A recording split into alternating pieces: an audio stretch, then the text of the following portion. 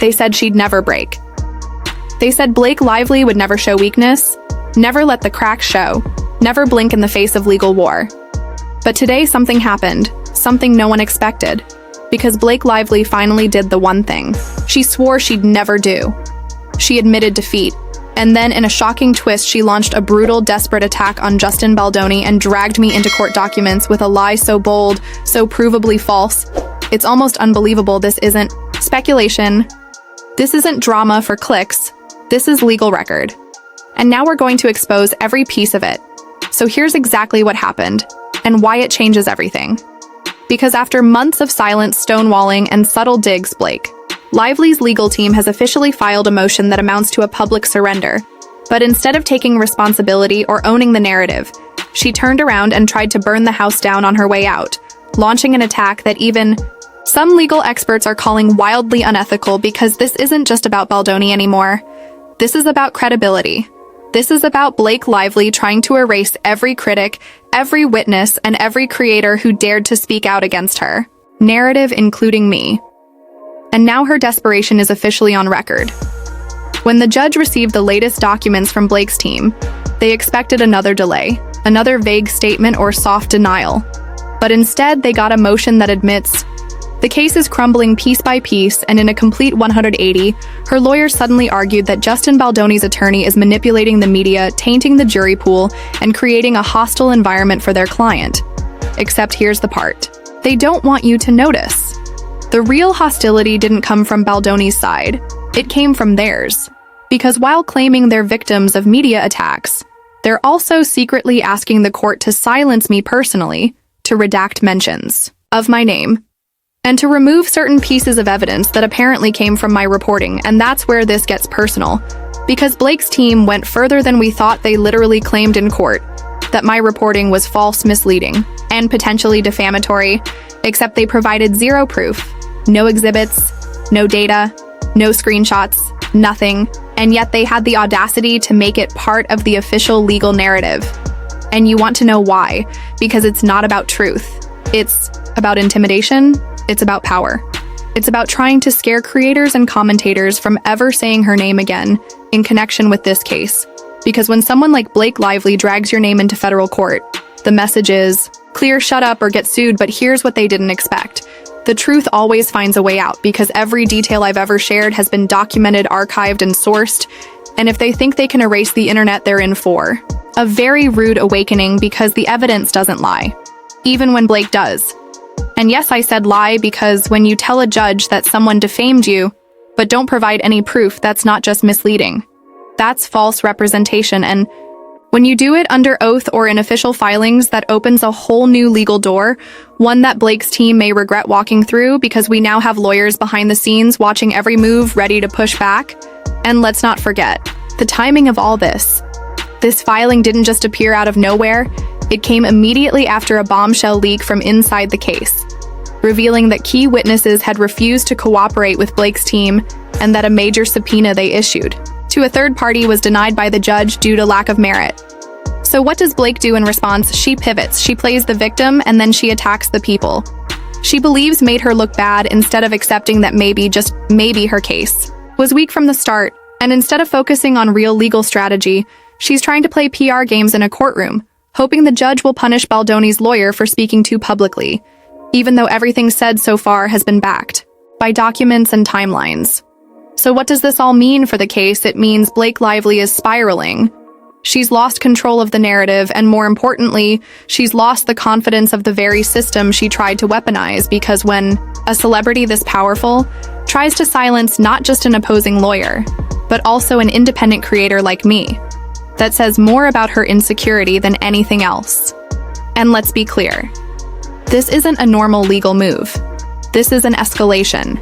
This is Blake declaring war on every voice that ever challenged her version of events, and doing it with the kind of arrogance only Hollywood can produce. But it's not going to work, because this isn't 2005 anymore. You can't erase people off the internet. You can't scare us into submission. You can't claim that every piece of criticism is defamation when the receipts are public and archived and time-stamped. And when creators unite around a story they believe in, no amount of legal threat or courtroom drama can shut it down. And Blake's team just learned that the hard way. Because the backlash to their motion was instant lawyers, commentators, creators, even former fans calling her out for trying to abuse the system for personal revenge. And this is only the beginning. And just when people thought Blake Lively couldn't possibly spiral any deeper into the mess she's created, she flips the narrative yet again, dragging Justin Baldoni's legal team into a chaotic war of words that no one saw coming. This isn't just some courtroom strategy. This is a full-blown character assassination attempt, and she isn't stopping there. Suddenly, documents start appearing not through the court, but through suspicious leaks online, strategically posted on shady gossip accounts that have been dormant for years, but now they're back to life, and all of them conveniently pushing one side of the story hers. And they all frame Justin Baldoni's lawyer as manipulative, biased, dangerous, even though there's zero public proof to support any of it, and people are starting to whisper, was this coordinated from her side? What's really going on behind those sealed filings? Because while Lively stands before the judge playing the victim, she's orchestrating something darker behind the scenes, and now witnesses who once stayed silent are suddenly speaking out. People inside the industry, not random trolls, they're quietly warning others in private chats to stay away. From her team saying things like she's too deep into this to back out now, or she's pulling strings behind the curtain with people who owe her favors. The tone is nervous, the fear is real, and suddenly it feels like no one is safe, not the creators who dared to report on her, not the lawyers who challenged her narrative, and definitely not the fans who ask too many questions online.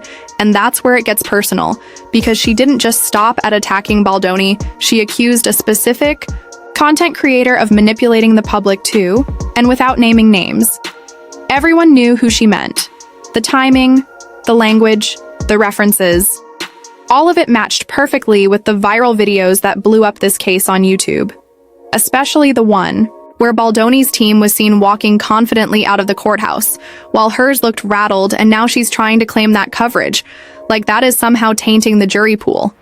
But here's the twist, the judge pushed back hard, not just questioning her claim, but practically scolding her team in front of everyone, saying that public interest and criticism is not only protected speech, it's expected in high-profile cases like this. And that hit her team like a bomb, because for weeks they'd been banking on shutting down any narrative that wasn't in their favor.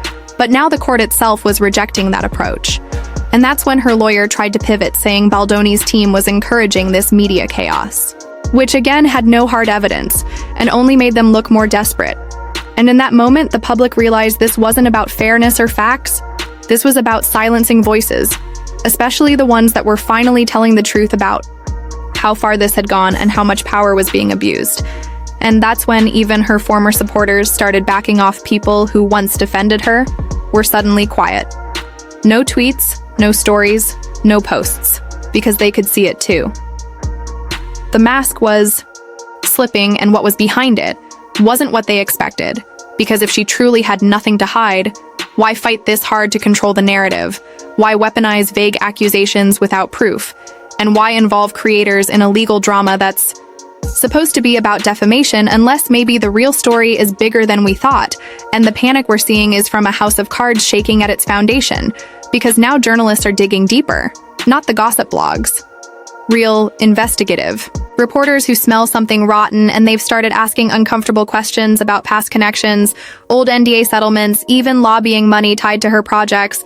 And that's when, the story is no longer just a feud. It's a full-scale unraveling.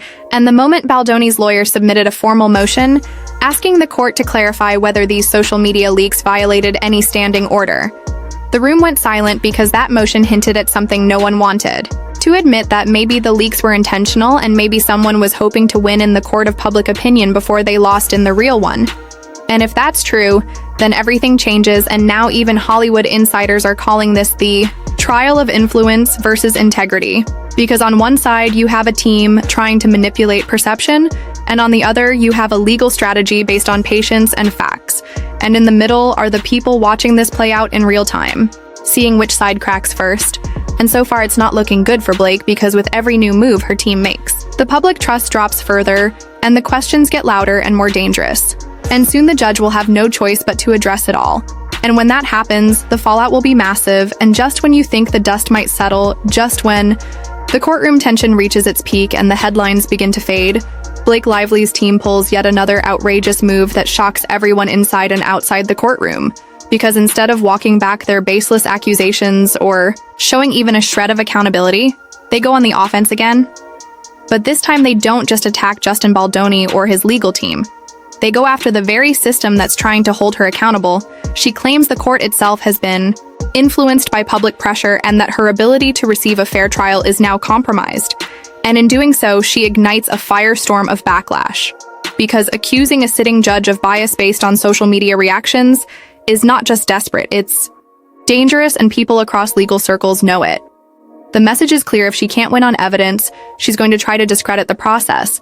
And suddenly legal experts start weighing in publicly, many of them stunned by her tactics, calling it legal gaslighting, manipulation of public trust. And it doesn't stop there, because her next move is even more outrageous.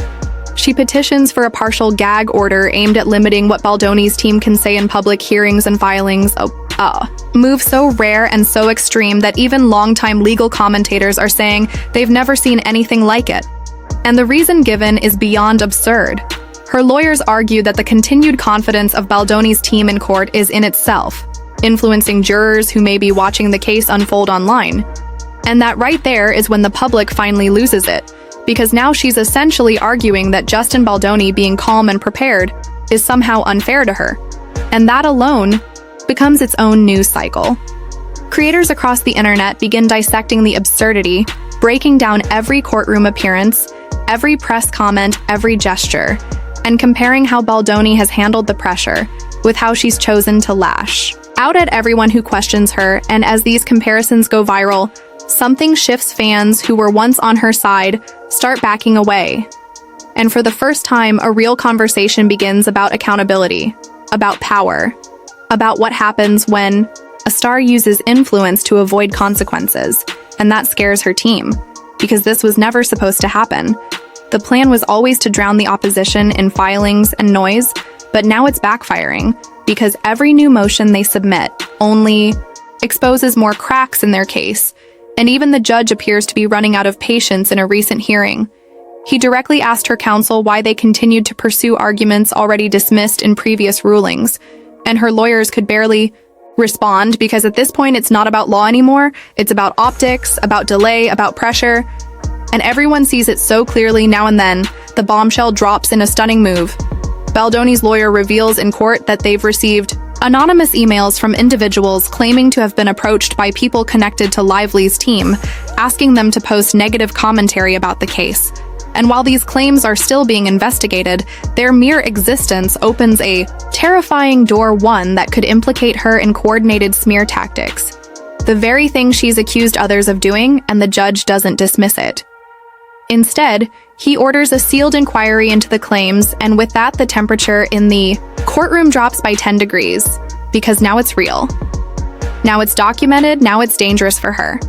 And the silence from her side after that hearing is deafening. Not a word, not a post, not a leak, and the media knows what that means. Damage. Control behind the scenes meetings, panic across her legal team, and likely calls to PR strategists trying to spin a story that no longer wants to be spun. And that's when her next move becomes crystal clear. Instead of cleaning up the mess, she doubles down in a shocking public statement issued through her lawyer's office. She claims that she's being targeted by a conspiracy of influencers, creators, and legal professionals who are all somehow in league with Baldoni and his team. And while the statement is vague, the implications are huge. She's not just blaming him now. She's blaming everyone, including people who've merely commented on the case. And once again, people ask the question, why is she so afraid of transparency? If her truth is solid, why attack every person who shares a different version of events? And slowly people begin to realize maybe the truth isn't on her side.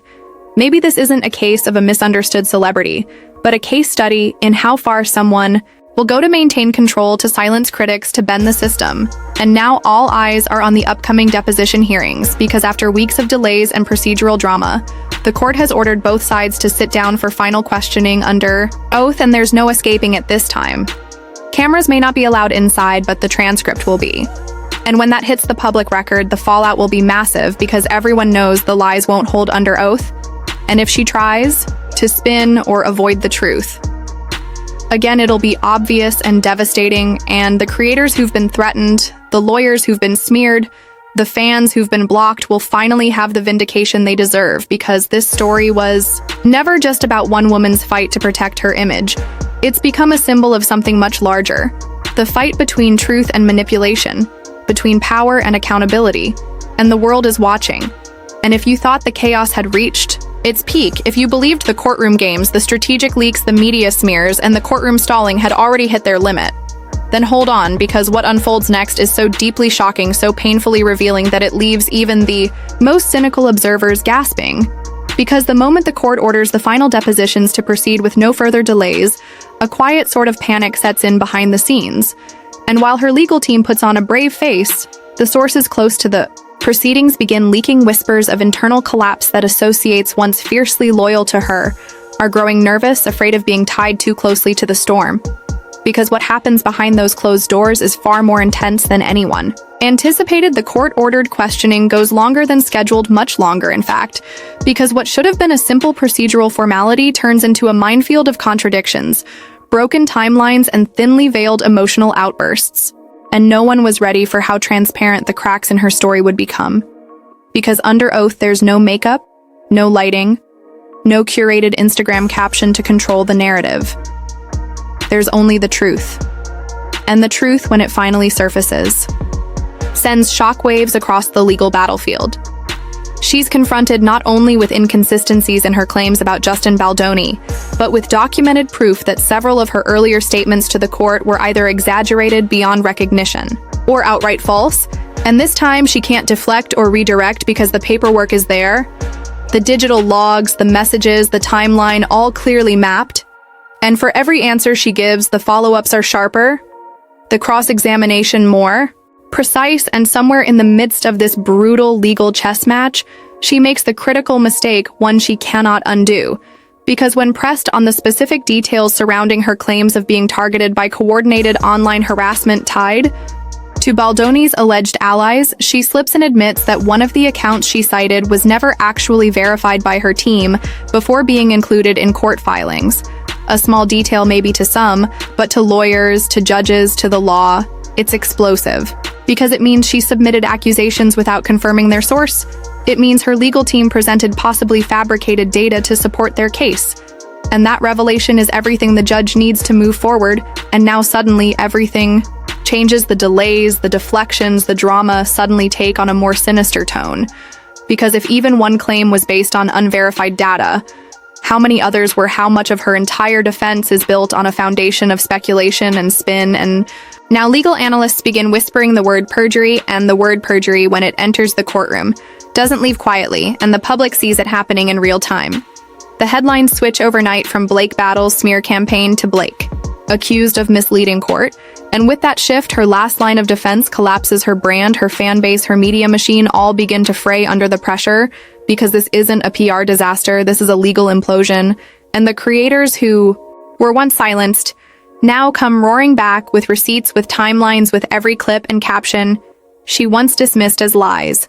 And those videos begin trending again, but this time with renewed fury, because now the courts are validating what the public has been screaming all along, that something about her version of events never added up, that the attempts to silence critics weren't just emotional, they were strategic and possibly malicious. And it gets worse, because as her legal team scrambles to reframe the disaster, the judge issues a new directive, a third-party audit of her filings and submissions to determine if further action needs to be taken for intentional misinformation.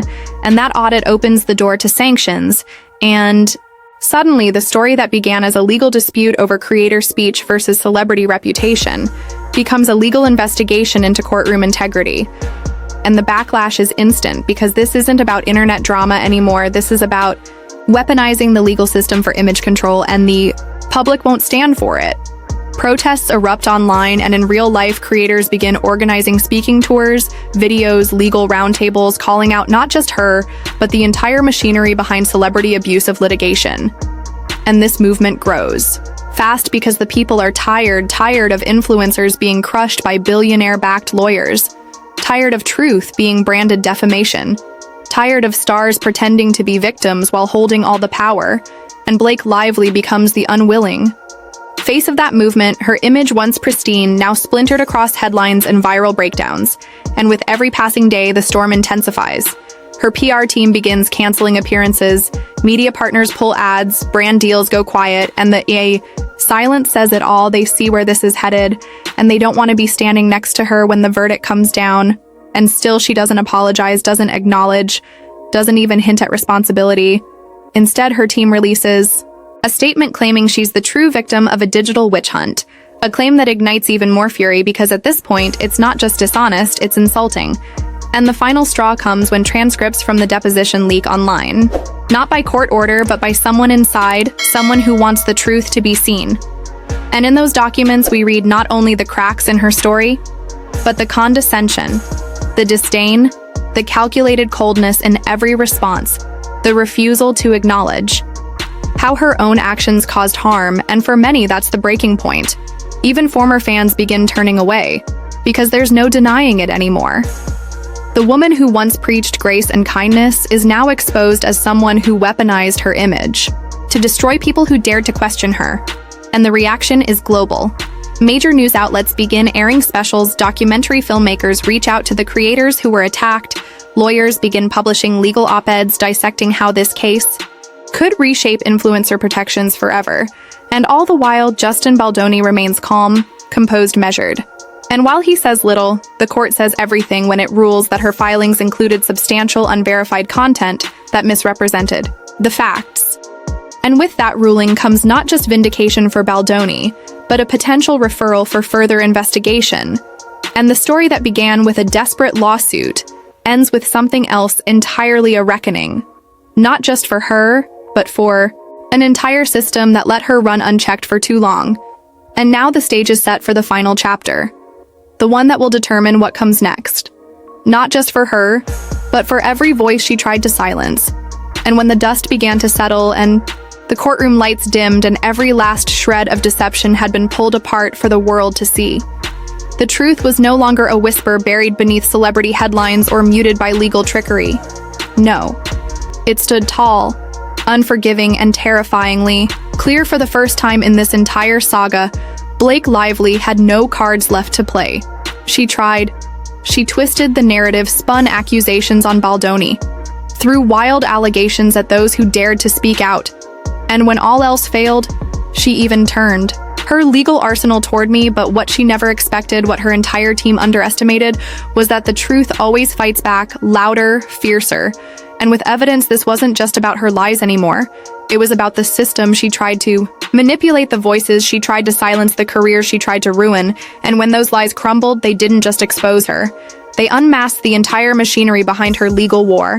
And at the center of it all stood Baldoni, not broken, not afraid, but unwavering and unwilling to back down. And for the creators, for every voice she tried to erase, it became a rallying cry. A moment of reckoning that no amount of celebrity polish could wash away. She admitted defeat because she had no choice. And even in her final desperate move, even when she tried to weaponize the court's integrity, it only sealed the verdict in the public eye. And now, as we look forward to what's next, one thing is clear: this war isn't just about Blake or Baldoni anymore. It's about every voice that's ever been told to sit down, every truth that's been buried under fear, and every story like mine that finally broke free. We didn't just survive her lies, we destroyed them, and the echo of that truth is only getting louder.